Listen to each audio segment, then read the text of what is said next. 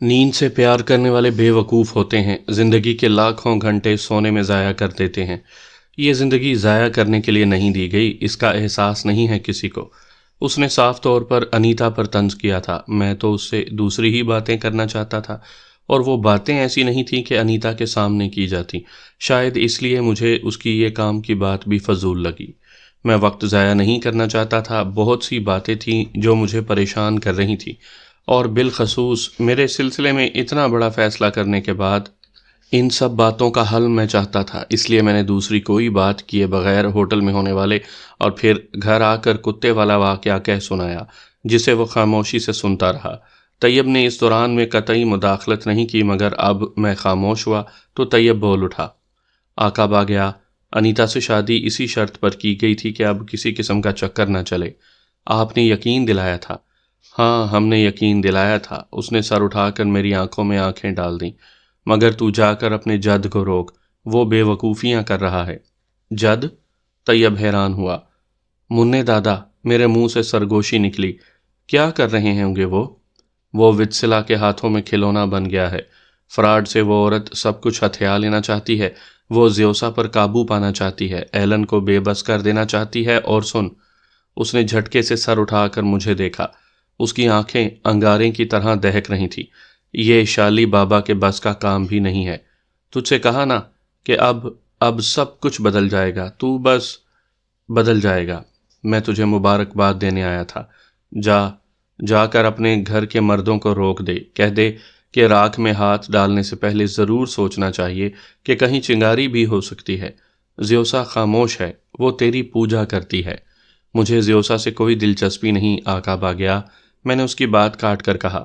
نہ مجھے اس کی پرستش کی ضرورت ہے، میں اپنی سیدھی سادی زندگی میں لوٹ جانا چاہتا ہوں۔ انیتا سے شادی پر میں راضی نہیں تھا، یہ بات آپ جانتے ہوں گے۔ اس معاملے میں مجھ پر آپ نے اپنی مرضی مسلط کی ہے، اس لیے آپ ہی اب کسی بھی پراسرار واقعے کے ذمہ دار ہوں گے۔ میں نے بہت بڑی قربانی دی ہے، شاید آپ کو اس کا اندازہ نہیں۔ اس نے میرے انداز اور میرے لہجے پر مجھے گھور کر دیکھا۔ اندازہ کسے کہتے ہیں؟ اندازہ؟ اتنا کہہ کر وہ زور زور سے ہنسنے لگا۔ اس کی ہنسی ہذیانی تھی۔ میں اور طیب دونوں یہ سمجھے کہ آقا با گیا پاگل ہو گیا ہوگا۔ طیب تو فوراً ٹھنڈے پانی کا گلاس بھر لایا، جسے اس نے سر کے اشارے سے پینے سے انکار کر دیا، اور ویسے ہی ہنستا رہا۔ مجھے غصہ آ گیا، جی چاہا کہ اس کے بالوں کی لٹیں پکڑ کر اتنی زور سے گھماؤں کہ کھوپڑی دیوار سے ٹکرا کر چٹک جائے۔ عجیب سی فضا ہو گئی تھی۔ طیب سخت پریشان تھا۔ وہ شاید سمجھ رہا تھا کہ میری کھوپڑی پلٹ چکی ہے۔ بہت کنفیوز تھا۔ میں نے اسے ایسے گھور کر دیکھا جیسے اس سچویشن کا سبب وہی ہو۔ اس نے دونوں ہاتھ جوڑ دیے۔ آقا با گیا کی نظر بچا کر مجھے خاموش رہنے کا اشارہ بھی کیا۔ میں اٹھ کھڑا ہوا، ٹہلنے لگا۔ اچانک آقا با گیا خاموش ہو گیا۔ اس کے پورے گھر میں گونجتے کہکے تھمے تو جیسے ایک دم سناٹا طاری ہو گیا۔ میں نے چونک کر دیکھا، وہ سر جھکائے ساکت بیٹھا تھا۔ میں اس کے قریب آ گیا۔ سب ٹھیک ہو گیا ہے؟ وہ اچانک بولا۔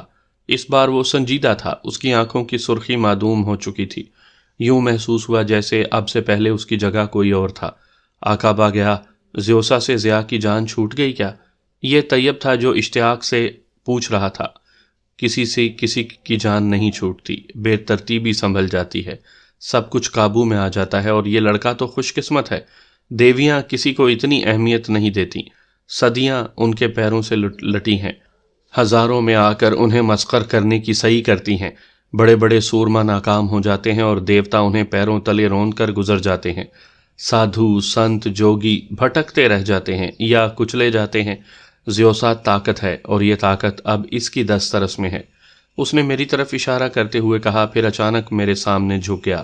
میں اس کی اس حرکت کو حیرت سے دیکھ رہا تھا، اور یہ دیکھ کر تو میں اچھل کر پیچھے ہو گیا کہ وہ اپنی پیشانی کو میرے پیروں کے انگوٹھے پر لگانا چاہتا ہے۔ یہ کیا کر رہے ہیں آپ؟ میں نے گھبرا کر کہا۔ مجھے آزادی چاہیے۔ اس نے میرے سامنے لمبی لمبی انگلیوں والے بڑے بڑے ہاتھ جوڑ دیے۔ مجھے ایک بار پھر وہی خواب میں دکھائی دینے والا بوڑھا یاد آ گیا۔ میں کیا کر سکتا ہوں؟ آپ کو کیسی آزادی چاہیے؟ میں سمجھا نہیں، اور پھر میں اس سلسلے میں بھلا کیا کر سکوں گا؟ میں بری طرح بوکھلا گیا تھا۔ میں صدیوں سے قید ہوں، ایک ایسی عمارت میں جہاں سے نکلنے کا کوئی راستہ نہیں، جہاں نہ موت آتی ہے نہ زندگی بلاتی ہے۔ مجھے ان دونوں میں سے کوئی بھی ایک چیز چاہیے، کوئی بھی، مگر میں یوں معلق نہیں رہنا چاہتا، تم ہی مجھے آزادی دلا سکتے ہو۔ وہ پتہ نہیں کیا کہہ رہا تھا، اس کی آنکھوں میں سرخی پھر دھیرے دھیرے بڑھ رہی تھی، وہ منت سماجت کر رہا تھا۔ میں اور طیب دونوں حیرانگی سے اسے دیکھ رہے تھے۔ مجھے تو یقین ہو گیا تھا کہ وہ بالکل پاگل ہو چکا ہے، اس کی تمام حرکتیں پاگل پن کی تعبیریں تھیں۔ میں نے اسے تعصب سے دیکھا۔ کہہ دو لڑکے، کہہ دو ضیا، کہہ دو، کہنے میں کیا حرج ہے؟ یہ طیب تھا جس کی آنکھوں میں نمی تیر رہی تھی۔ پاگل ہو گئے ہو کیا؟ میں جھنجھلا گیا۔ یہ تو شاید پاگل ہو چکا ہے، مگر تم؟ میں نے بے خیالی اور جھنجھلاہٹ میں زور سے کہا۔ ہاں، اگر میری جگہ تم ہوتے تو تم بھی پاگل ہو چکے ہوتے۔ جا کر پوچھو رابرٹ سے، جینو سے، سورن سنگھ سے اور پپاس سے، وہ یہ بن باز کاٹ رہے ہیں۔ انہیں بھی آزاد کر دو، مجھے بھی۔ تم سب کچھ کر سکتے ہو، سب کچھ تمہارے ہاتھ میں ہے، تمہارے ہاتھ میں ہے لڑکے۔ وہ اب میرے اور قریب سے رکایا۔ اس کے بدن سے اٹھنے والے بدبو کے بھبکے میرے دماغ میں چڑھنے لگے۔ میں گھبرا کر پیچھے ہٹ گیا، مگر یہ سوچے بغیر نہ رہ سکا کہ یہ رابرٹ وغیرہ کے بارے میں کیسے جانتا ہے۔ میں نے اسے کچھ اتنا زیادہ تو بتایا ہی نہیں تھا۔ تمہارے منہ سے نکلا ہوا ایک لفظ میرے لیے نوید ہوگا۔ کہہ دو تمہیں آزاد کیا، سب کو آزاد کیا۔ یقین کرو سب تمہیں دعائیں دیں گے۔ میں اس کی حرکتیں دیکھ کر مزید پریشان ہو رہا تھا۔ دیکھو میرے تلوے دیکھو۔ اتنا کہہ کر اس نے اپنے دونوں پیر اٹھا کر میرے سامنے کر دیے، اور میں یہ دیکھ کر دنگ رہ گیا کہ اس کے تلوے زخموں سے بھرے ہوئے تھے، اور ان زخموں میں ہزاروں سفید رنگ کے کیڑے کل بلا رہے تھے۔ پیچھے ہٹو، میں گھبرا کر اور دور ہو گیا۔ کہہ دو ضیا، کہنے میں کیا ہے؟ پھر طیب نے میرے قریب آ کر سرگوشی کی۔ میں نے لمحہ بھر طیب کو دیکھا، پھر یہی خیال آیا کہ آقا با گیا یقیناً پاگل ہو گیا ہے۔ واقعی میرا ایسا کہہ دینا کون سا بوجھ ہے؟ سو میں نے ایک نظر اس کے لرزتے ہاتھوں پر ڈالی، دوسری نظر اس کے زخمی تلووں پر، اور یہ سوچ کر گھن کھا گیا کہ یہ یہاں تک آیا ہے، یہاں بیٹھا ہے اور زخموں میں کیڑے پڑے ہیں۔ میرا ایک جملہ کہہ دینا میرے ہی حق میں ہے، وہ یقیناً یہ سن کر چلا جائے گا۔ ٹھیک ہے، ٹھیک ہے، مگر سنو، تم فوراً یہاں سے چلے جانا، میں نے ناگواری سے کہا۔ اب بھی مجھے یہ جملہ کہنے میں عار تھا، میں خود ہی شرمندگی محسوس کر رہا تھا۔ ہاں، چلا جاؤں گا۔ وہ خوش ہو کر کھڑا ہو گیا۔ تمہیں اندازہ نہیں ہے کہ تم مجھ پر کتنا بڑا احسان کرو گے۔ کسی زیرو کو 5 صدیوں کے عذاب سے رہائی دینا ایسا آسان نہیں، بہت بڑا احسان ہے۔ تم بہت طاقتور ہو چکے ہو، میں اپنا احسان جتانا نہیں چاہتا لڑکے۔ حقیقت میں میرے احسان کی کوئی اہمیت بھی نہیں ہے کہ میں نے یہ احسان خود غرضی کی بنا پر کیا تھا۔ میں جانتا تھا کہ تم مجھ پر بلکہ سب پر یہ احسان ضرور کرو گے۔ زیوسا تباہی لاتی ہے تو اس تباہی کو سمیٹ بھی سکتی ہے، اور ایسا کرنے پر مجبور کرنے والا صرف ایک ہی شخص تھا، اور وہ تم ہو۔ تم کیا چاہتے ہو آخر؟ اور کیا تم انیتا سے شادی کروا دینے کو اپنا احسان سمجھتے ہو؟ کیا تم نہیں جانتے کہ میں نے ایسا مجبوراً کیا ہے؟ ہاں، اس لیے مجبوراً کیا ہے کہ تم ابھی اس کی طاقت سے واقف نہیں ہو۔ تم میرا احسان مانو گے اگر اپنے اندر احساس پیدا کر لو۔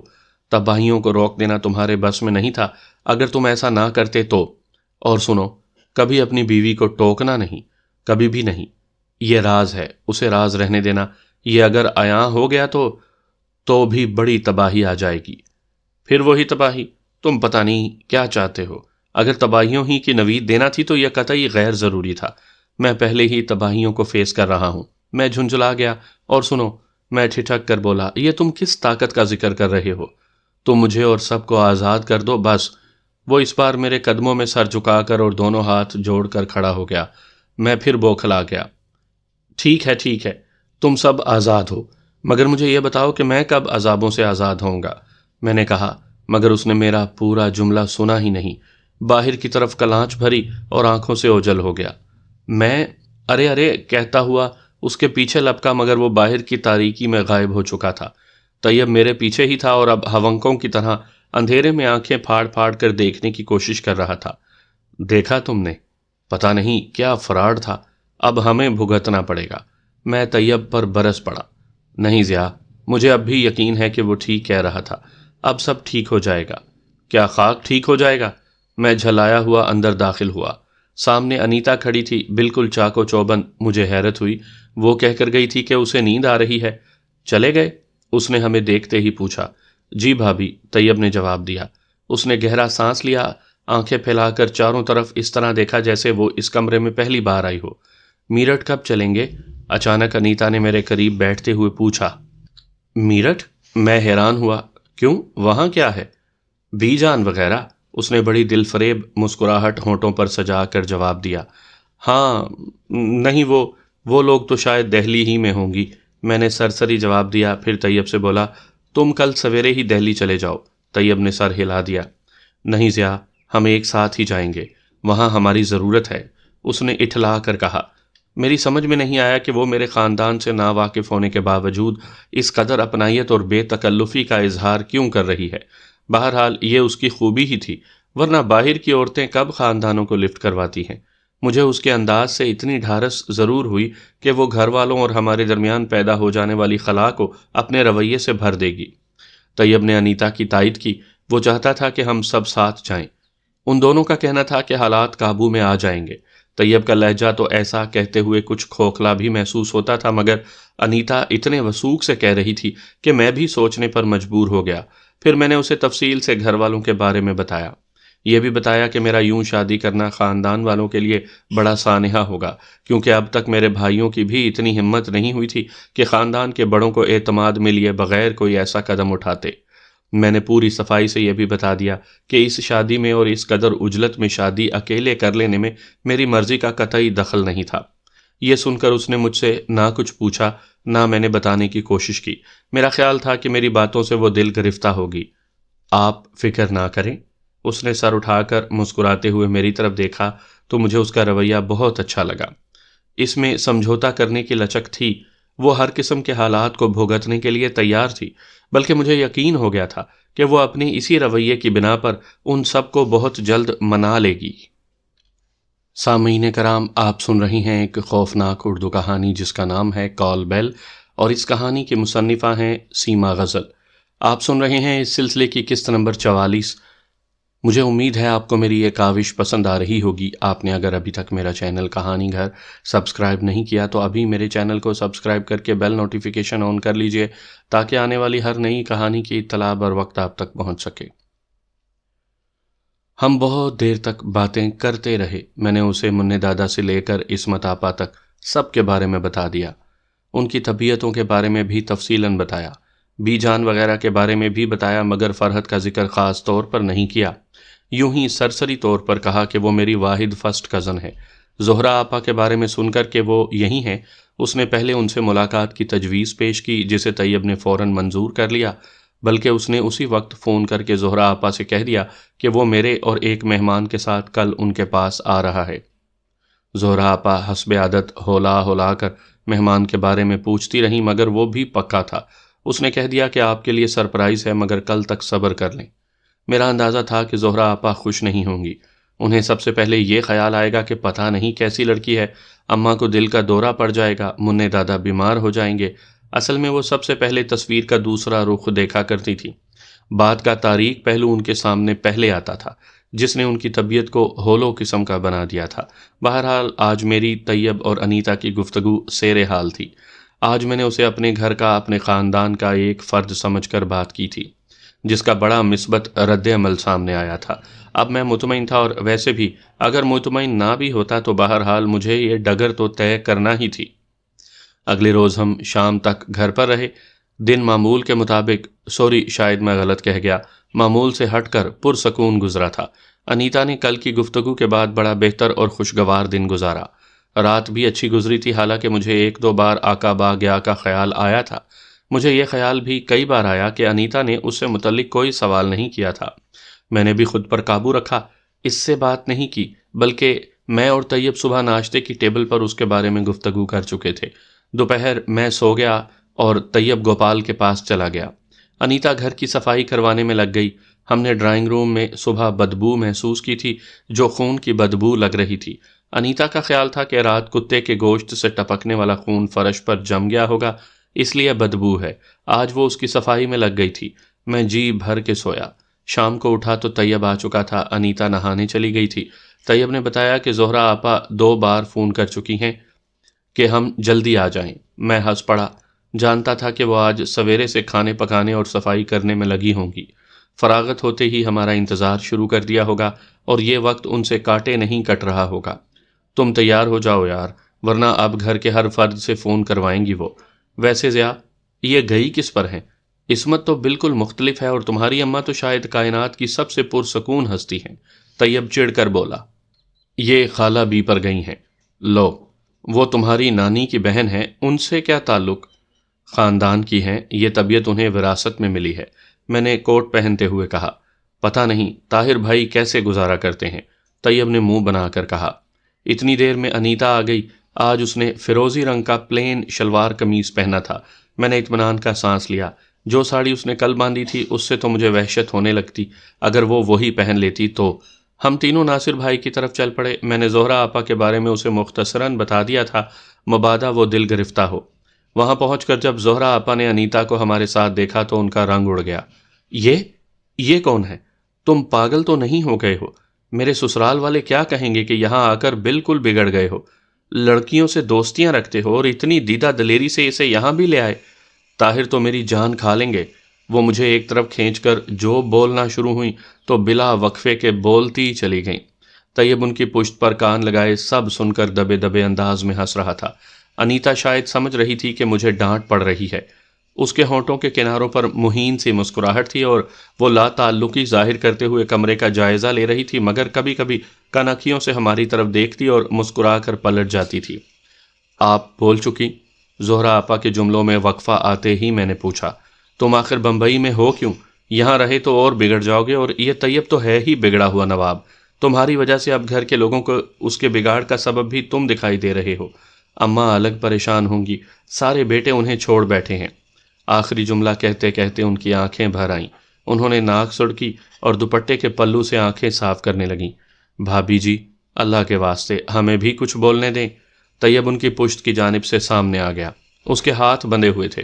میں سر کھجا رہا تھا۔ طیب نے ٹھیک کہا تھا کہ وہ سب کو پاگل کر دینے والی ہستی ہیں، اور جانے طاہر بھائی کا گزارا کیسے ہوتا ہوگا۔ تم؟ وہ ایسے چونکی جیسے اسے پہلی بار دیکھا ہو۔ تم کہاں سے آ گئے؟ میں ان دونوں کے ساتھ ہی آیا ہوں، آپ کو تو نظر ہی نہیں آیا ہوں گا۔ خیر، اب جان کی امان پاؤں تو کچھ عرض کروں؟ بولیے گا کچھ نہیں؟ اس نے زہرہ آپا کو پھر اسٹارٹ لینے والی پوزیشن میں دیکھ کر تیزی سے کہا۔ صرف سر کے اشارے سے امان دے دیں اور پھر پوری توجہ سے میری بات سن لیں۔ بھابھی آپ بیٹھیں۔ طیب نے انیتا کو اشارہ کیا، مگر زہرہ آپا بھد سے صوفے پر بیٹھ گئیں۔ پھر محسوس کر کے کہ طیب نے انہیں نہیں انیتا کو مخاطب کیا ہے تو کچھ حیران ہوئی۔ اس سے پہلے کہ وہ اسے بھابھی کہنے کا مطلب پوچھتی، طیب جلدی سے بولا، آپ میرے ساتھ آئیں۔ اب طیب نے ان کا ہاتھ تھام کر کھڑا کر دیا۔ انہوں نے جاتے جاتے مڑ کر ایک دو بار پھر انیتا کو حیرانی سے دیکھا۔ مجھے دیکھتے ہی ان کے چہرے کے تاثرات تیزی سے بدلے اور لگا جیسے ابھی رو دیں گی، مگر رونے کا منظر میں نہیں دیکھ سکا، اس لیے کہ طیب اس سے پہلے ہی انہیں اندر لے جا چکا تھا۔ تم مائنڈ مت کرنا، میں نے جھینپ کر انیتا کی طرف دیکھا۔ یہ تو ہونا ہی تھا، فکر نہ کریں، ایسے حالات میں اکثر ایسی سچویشنز پیدا ہو جاتی ہیں، اس نے اطمینان سے جواب دیا۔ میرے دل کا بوجھ ہلکا ہو گیا۔ ہم دونوں خاموشی سے باہر کان لگائے بیٹھے تھے۔ میں جانتا تھا کہ طیب انہیں راضی کر رہا ہوگا، تفصیل بتا رہا ہوگا۔ وہ واحد ہستی تھیں جن کے بارے میں کوئی نہیں کہہ سکتا تھا کہ ان کا رد عمل کس بات پر کیا ہوگا، مگر بات خوشی کی ہو یا غم اور دکھ کی، ان کا ہولانا ضروری تھا۔ کبھی وہ مارے خوشی کے ہولاتی تھیں اور کبھی مارے غم کے۔ بہت دیر تک اندر سے کوئی آواز نہ آئی۔ پتہ نہیں طاہر بھائی گھر پر تھے بھی کہ نہیں، ناصر چچا کی موجودگی کا بھی کوئی احساس نہیں تھا۔ اب مجھے کوفت ہونے لگی تھی۔ جی چاہ رہا تھا کہ اندر جا کر حالات کا جائزہ لوں، مگر انیتا نے شاید میرا ارادہ بھانپ لیا۔ سب ٹھیک ہے، بیٹھے رہیے، اس نے بے ساختہ کہا۔ میں چونکا کہ وہ میرا ارادہ جیسے جان گئی، مگر اس کی نگاہیں میرے چہرے پر جمی ہوئی تھی۔ میرا خیال تھا کہ وہ اچھی قیافہ شناس بھی ہے۔ دوسرے ہی لمحے طیب اکیلا کمرے میں داخل ہوا۔ کیا ہوا؟ میں نے اسے دیکھتے ہی پوچھا۔ آدھا دریا میں سونتایا ہوں، آدھا تم سونتو۔ وہ تھکے تھکے انداز میں صوفے پر بیٹھ گیا۔ ہوا کیا؟ بتاؤ تو۔ شادی کا سنتے ہی پہلے تو مارے خوشی کے رو پڑیں، پھر دکھ سے روئیں کہ اماں وغیرہ دور تھیں، مگر میں تو یہیں تھی۔ ایمرجنسی میں مجھے بھی بھول گئے۔ پھر اپنے ارمان کا ماتم کیا۔ اب اماں وغیرہ کے ارمانوں کو خاک میں ملتا دیکھ کر رو رہی ہیں، اور یہ دکھ بھی ہے کہ عصمت کا بیاہ ہونے تک انتظار کر لیتا تو کیا بگڑ جاتا۔ انیتا کے لیے کیا کہا؟ اتنا وقت کہاں ملا انہیں سوچنے کا۔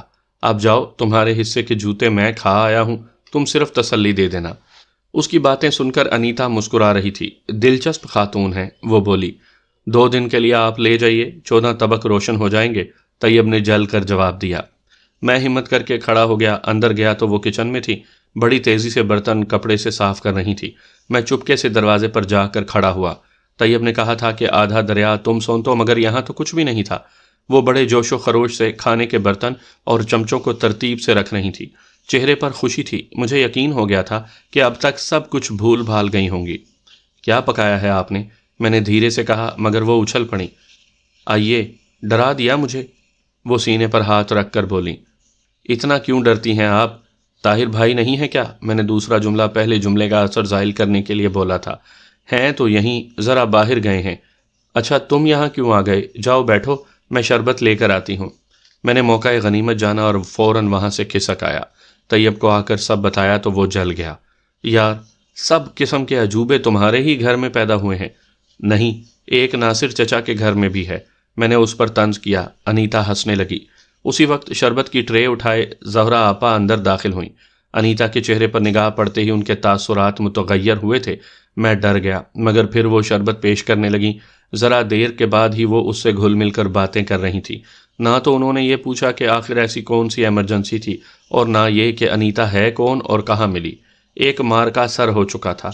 अनीता इस कदर बेतकल्लुफ़ी और अपनायत से बातें कर रही थी कि उन्हें एक लम्हे को भी उसके बारे में सोचने का मौका ना मिला। अब मेरे दिल को काफ़ी ढारस थी। ज़ोहरा आपा ने पुरतकल्लुफ़ दावत का इंतज़ाम किया हुआ था और मेरी पसंदीदा डिशेज़ बनाई थीं। अच्छा तो ये हुआ कि इस दौरान में ना तो ताहिर भाई आए, ना नासिर चचा वगैरह। ज़ोहरा आपा बता चुकी थी कि नासिर चचा वगैरह कल शाम से अपनी ससुराल गए हुए हैं। गालिबन कोई तकरीब वगैरह थी आज। ताहिर भाई रात को ज़ोहरा आपा को लेकर जाने वाले थे। हम दोपहर भर वहीं रहे, मगर शाम से पहले लौट आए। मैं खुद में ताहिर भाई का सामना करने की जुर्रत नहीं कर पा रहा था। बावली ज़हरा आपा थी, ताहिर भाई नहीं थे। वो तो खूब लत्ते लेते और मुमकिन है कि अनीता को भी नापसंद करते। बहरहाल हम उनके आने से पहले ही चले आए।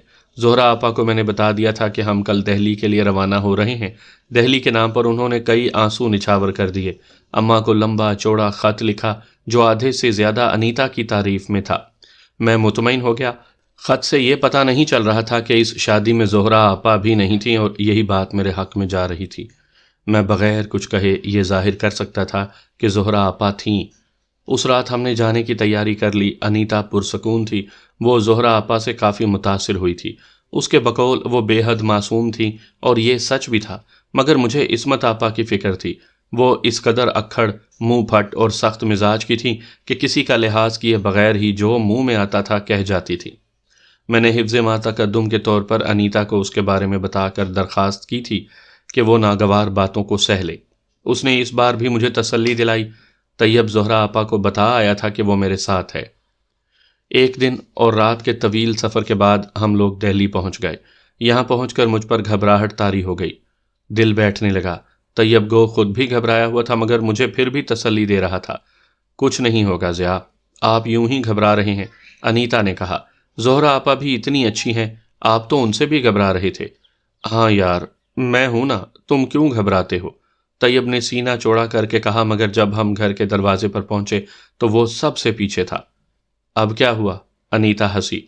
नहीं हुआ तो कुछ भी नहीं। वो इस्मत की आदतें जंगली बिल्ली की सी हैं।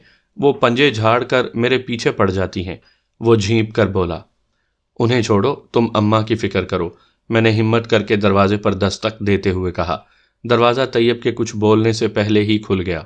सामने स्पाट चेहरा लिए इस्मत आपा खड़ी थी। अस्सलामु अलैकुम। मैंने और अनीता ने एक साथ सलाम किया। उन्होंने वालेकुम अस्सलाम कहकर एक सरसरी निगाह अनीता पर डाली और पलट गईं। फिर चौंकी, पलटी। मैंने दम साध लिया, मगर वो इस बार हमें नहीं, हमारी पुश्त पर खड़े तैयब को देख रही थी। तुम यहाँ क्या कर रहे हो? कौन? तैयब पलट कर गली में देखने लगा। अरे तुम, वो तेज लहजे में बोली। मैं? उसने सीने पर उंगली रखकर मैं को खींचा। ओह, मैं तो इन दोनों को छोड़ने आया था। छोड़ दिया ना? जाओ। इस्मत आपा, मैंने उनका मूड बिगड़ता देखकर मुदाखलत की। और तुम्हें क्या कोई ज़रूरी काम याद आ गया या कोई चीज़ भूल गए थे? उन्होंने तंजिया अंदाज में मुझसे कहा। और आपको किससे मिलना है? आखिरी जुमला इस्मत आपा ने अनीता को मुखातिब करके कहा था। इस्मत आपा, अंदर आने देंगी? मैंने नरम लहजे में कहा। अनीता उन्हें बड़ी दिलचस्पी से देख रही थी। उसके चेहरे पर ना घबराहट थी, ना तरद्दुद, ना ही उस पर इस्मत आपा के लहजे ने कोई असर किया था। इस्मत आपा ने घूर कर मुझे देखा। इस दौरान में तैयब आसमान में कुछ तलाश करता रहा। वो कुछ देर इसी तरह घूरती रहीं, फिर पलट कर अंदर चली गईं। कौन है इस्मत? अम्मा की आवाज़ उसके कमरे से आई थी। आपके खोए हुए साहबजादे आ गए हैं। इस्मत ने वहीं से जवाब दिया और किचन में चली गई। अरे कौन है? ज़िया के रज़ा? अम्मा की आवाज़ में बेचैनी थी। मेरा दिल भर आया। ऐसी बेचैनी कभी कभी ही उनके अंदर पैदा होती थी। मुझे शिद्दत से एहसास हुआ कि वो भरे घर में रहने वाली आज अपने बच्चों से भी जुदा और अकेली थी। इस्मत आपा को तो तसल्ली देना भी नहीं आती थी। ज़ोहरा आपा ही थीं जो उनका दुख बराबर का बांट लिया करती थीं। घर में और किसी की मौजूदगी के आसार नहीं थे। मैंने अनीता को वहीं रहने का इशारा किया और लपक कर अंदर दाखिल हुआ। मुझ पर निगाह पड़ते ही अम्मा के जर्द चेहरे पर लम्हा भर को रौनक फैली, फिर उन्होंने मुंह फेर लिया। अम्मा नाराज़ हैं? मैंने सलाम करने के बाद उनके करीब बैठकर उनका हाथ थाम लिया। आप तो जानती हैं कि मैं क्यों गया था, लेकिन ख़त में खैरियत लिखने से तो कुछ हो ना जाता। वो एकदम फूट पड़ी। एक रज़ा ही बेताल्लुकी को काफ़ी थे। इतने करीब रहते हुए भी उन्हें घर वालों का ख्याल नहीं आता, ना कभी बहन से मिलने की हड़क होती है। ज़ोहरा ने लिखा था कि वहीं से इंग्लैंड रवाना हो गए। फ़ोन करके फ़र्ज़ निभा दिया और बस। तुम कहाँ की तैयारी कर रहे हो, या बड़े भाई ने रज़ा के बाद तुम्हें भी बुला लिया है? वो बोलती चली गईं। मुझे पहली बार दोनों भाइयों की बेहिसी का एहसास हुआ। रज़ा भाई बम्बई में थे, ना मेरे पास एड्रेस था, ना ज़ोहरा आपा के पास, वरना मैं तो ज़रूर जाता। दिल्ली के पते पर लगी बंधी रकम भेजकर वो गोया तमाम फ़राइज़ निभा रहे थे। मैं कहीं नहीं जा रहा अम्मा, और अब कहीं भी नहीं जाऊंगा। हैं सच? अम्मा सारे दुख भूल गईं। जी अम्मा, अब मैं यहीं रहूंगा, लेकिन अम्मा आप बड़े दिल वाली हैं। आपने औलाद की हर खता को हमेशा माफ़ किया है। मेरी गलतियों को भी माफ़ कर दें। मैंने उनके घुटने पर सर रख दिया। अच्छा छोड़ो, ये बताओ सब खैरियत तो रही ना? वो तशवीश से बोली। शायद उन्हें पिछले अजाब याद आ गए थे। जी अम्मा, सब खैरियत रही, और अब मुझे यकीन है कि खैरियत ही रहेगी। अल्लाह करे ऐसा ही हो। लेकिन अम्मा, मैंने बहुत बड़ी कीमत चुकाई है इस सकून की। क्यों, क्या हुआ? वो एकदम परेशान हो गईं, मगर उनके इस मौजू ने आसानी पैदा कर दी। मैंने धीरे धीरे उन्हें सब कुछ बता दिया। उन्हें असल बात से आगाह करके ही मैं आने वाले तूफान को रोक सकता था। मेरी बातें सुनकर उनके चेहरे पर एक रंग आता रहा, एक जाता रहा। कभी उनकी आंखें भीग जाती और कभी वो सुन बैठी रह जाती। मेरी शादी कर लेने वाली बात सुनकर तो वो लम्हा भर को सकते में ही रह गई थी। मैं अब बीजान को क्या जवाब दूंगी? अभी जाने से पहले ही तो मैंने उनसे फरहत की बात की थी। वो उसके लिए बहुत परेशान थी। बीजान वगैरह को जाने क्यों दिया आपने? भाई खाला बी कहाँ मानती हैं, और हाँ, शादी करके बीवी को क्या वहीं छोड़ आए? नहीं अम्मा, वो साथ आई है। मैंने ही बाहर रोक दिया था कि कहीं आप बुलाओ। जोड़े तो आसमान पर लिखे जाते हैं, आदमी के बस की बात कहाँ होती है। वो जो सोचता है कब पूरा होता है। अम्मा का रद्द-ए-अमल समझदार लोगों का सा था, जबकि मुझे जज्बाती रद्द-ए-अमल की तवक्को थी। कुछ देर ज़रूर लगी थी, मगर मेरा ये फ़ैसला कि उन्हें सब कुछ सच सच बता देना चाहिए एक दुरुस्त फ़ैसला था। तैयब और अनीता बाहर ही थे। इस्मत आपा की आवाज़ें नहीं आ रही थीं, मगर बर्तन पटकने की आवाज़ बराबर आ रही थी। इस्मत आपा अक्सर ज़बान का काम बर्तनों से लिया करती थीं, बिलखसूस उस वक्त जब किसी को गालियाँ देने को जी चाहे। मैं बाहर निकला, अनीता को अंदर आने का इशारा किया। वो यूं मुस्कुराई जैसे हालात उसकी तवक्को के मुताबिक निकले हों। अम्मा ने अनीता को बड़े प्यार से कबूल किया। मैं बता चुका था कि वो अब दुनिया में अकेली है और उसकी माँ और बहन एक साथ मर चुकी हैं। अम्मा रहमदिल थीं। उन्होंने हमारे सारे खदशात गलत साबित कर दिए थे। तैयब उसे अपना कारनामा समझ रहा था, खुश था। इस्मत आपा को पता चला कि अनीता मेरी बीवी है तो उन्होंने चौंक कर पहले मुझे, फिर अनीता को सर से पांव तक देखा। कुछ बोली नहीं।